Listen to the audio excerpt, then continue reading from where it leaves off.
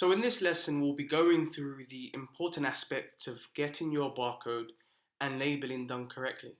This is really important as it ensures that Amazon accepts our product and our delivery.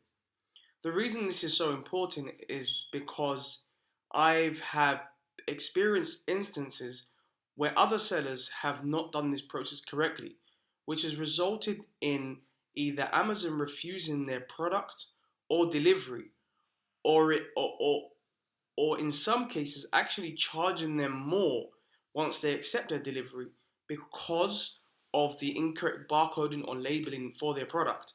So this can actually result in higher costs, which actually affects your margin and your bottom line. So this can actually take your product from being profitable to actually being unprofitable, or actually losing you money, which is the worst case scenario for any business. So make sure you do this step very, very carefully. So there are a number of definitions or terminology or abbreviations which I really wanted to cover.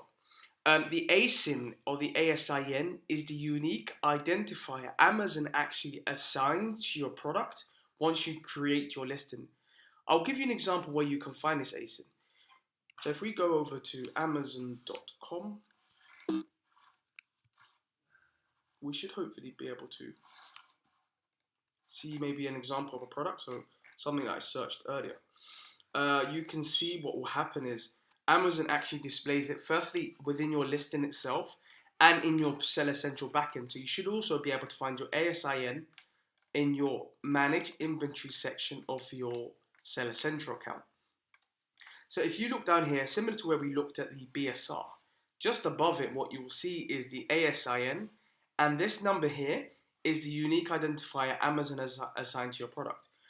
Whenever you reach out to support or ask Amazon for help, they will always ask for your ASIN. So it's very, very important that you have this to hand. The other very important barcode or the actual barcode you need is known as a UPC or an EAN. The UPC is what's referred to in the United States, and the EAN is what's referred to in Europe. With this course, you will actually get a free UPC/EAN which you can use within a listing. So once you get a number like similar to this, you should be able to firstly be able to generate a barcode which you can add to your product packaging or your product bag. So this is just simply a barcode which your supplier will print off and attach it to your actual product. You can actually use also in your package design. So you can actually have the barcode on your box, and you can get a supplier, a designer, to actually do this for you. So I want to show you with this example what you will do with this number once you're given it, and how you can then use it to actually generate a barcode which looks like this. So if we take this ASIN, the UPC/EAN, we can then go into, I like to use online-barcode-generator.net. And what happens is, what you'll do is we'll enter UPCA here. So from the drop down list, we'll select UPCA. You enter the barcode in here. So we'll paste the enter here, and then we'll say create. And hopefully that should then give us a barcode which looks like this. We can then download that in any one of these formats. So if you're going to send it to your designer, you can use the AI format and he can add it to your packaging. If you're simply going to send it to your supplier, you can use a PDF, and then that will hopefully download for you. Once you download that, you should get this, and this is what you'll use.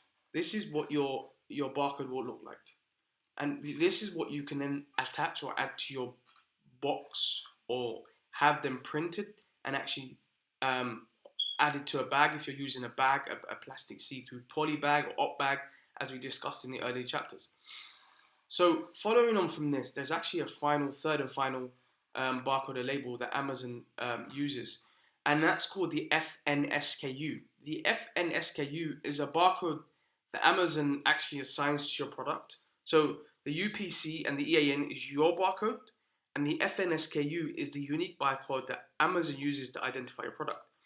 This is different to your UPC and EAN, and is only specific for Amazon. So how do you decide whether you want to use your product, you want to use just a UPC barcode or an FNSKU barcode? So you can use the UPC EAN in Amazon if and only if you plan to sell your product in places other than Amazon. So the FNSKU you should use if you're planning to sell only on Amazon. Don't worry, this can be a bit confusing, but if you use the UPC and EAN and send your products to Amazon, Amazon will accept your delivery.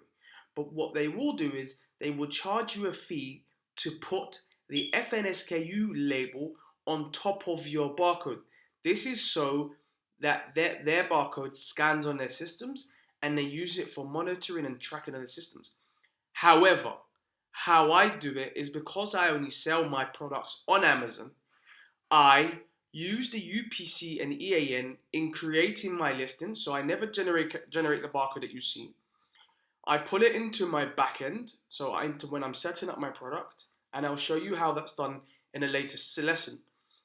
But then I send my FNSKU label, so I've used the UPC with creating listing, and then I've used the FNSKU in my packaging design, as well as, or if I'm using a bag, I send them the labels which the supplier can print and stick on the packaging or the bag, or however I'm actually sending the product in.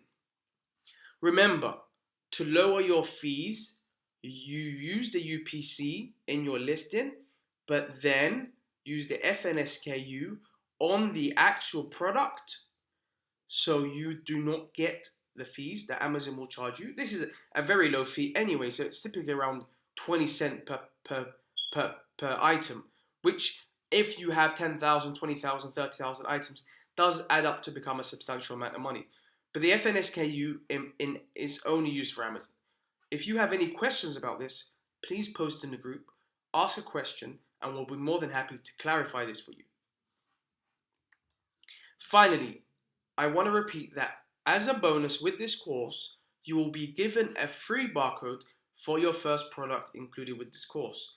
Just simply send us an email to support@amzpros.com and we will send you a free UPC EAN which you can use in your backend, and if you want you can use that to generate the barcode as I've shown you and use that on your packaging, or you can generate your FNSKU, send that to your supplier and have that as your barcode.